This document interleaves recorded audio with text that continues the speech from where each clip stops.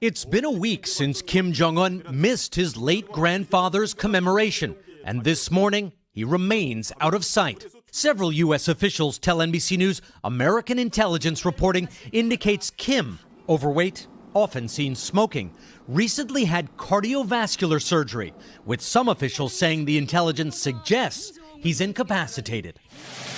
President Trump, who's met repeatedly with Kim, spoke out yesterday. These are reports that came out, and we don't know. I wish him well. But South Korean officials say Kim is as active as ever, working.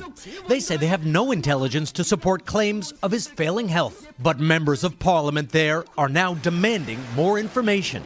And South Korean media is full of speculation about who might take over, since Kim has no clear successor. Often mentioned is his younger sister, Kim Yo-jong, the most powerful woman in North Korea and an increasingly visible advisor. Kim Yo-jong made her public debut representing Pyongyang at the 2018 Olympics, billed as a peace games between North and South Korea, impressing her hosts with her easy grace and charm. She's also under U.S. sanctions in response to the regime's human rights abuses. Kim Jong-un's older half-brother and former rival is no longer a contender. He was assassinated in 2017 at Malaysia's main airport when a woman sneaked up behind him and smeared a chemical weapon in his face.